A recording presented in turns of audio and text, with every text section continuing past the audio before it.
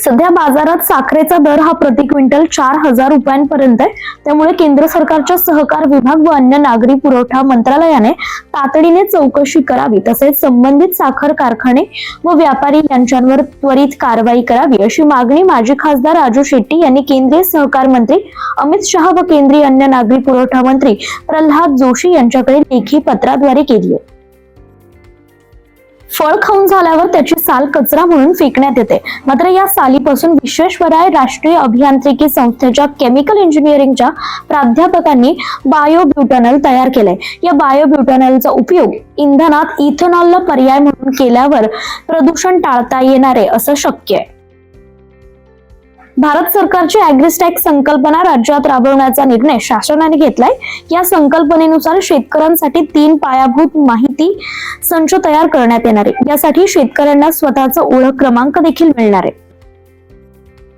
शेतीमध्ये फळे, भाजीपालांबरोबरच फुल शेतीला देखील विशेष महत्त्व आहे।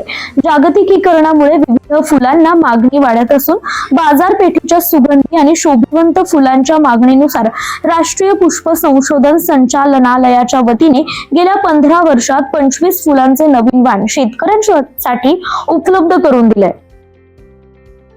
सांगली कृषी उत्पन्न बाजार समितीने 4 वर्षांपूर्वी मिरजेतील शामराव बंडूजी पाटील बाजार समितीत बंगळूरच्या धर्तीवर ऑनलाईन फुलांचे लिलाव सुरू करण्याचा निर्णय घेतला होता। मात्र याबाबत बाजार समितीने दुर्लक्ष केलं होतं। परिणामी बाजार समितीच्या चुकीच्या धोरणामुळे गेल्या 4 वर्षांपासून फुलांचा ऑनलाईन लिलाव रखडलाय। जालन्यात सीसीआय खरेदी केंद्रावर शेतकऱ्यांच्या कापसाला 7,400 रुपयांचा दर मिळतोय। नाफेड खरेदी केंद्रावर दररोज सरासरी 1,000 ते 1,200 क्विंटल कापूस खरेदी केला जात असून सीसीआय कडून कापसाला कमाल 7,421 रुपये दर मिळतोय। सीसीआय केंद्रावर कापसाची आवक कमी दिसत असून शेतकरी खासगी व्यापाऱ्यांना कापूस विक्रीस प्राधान्य देत आहेत।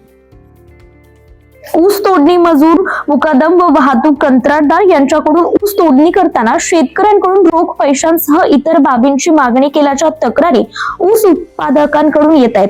त्यामुळे राज्याच्या साखर आयुक्तांनी परिपत्रक जारी करून राज्यातील 8 साखर सहसंचालक व कारखाना प्रशासनाला संबंधितांविरुद्ध कारवाई करण्याचे निर्देश दिलेत।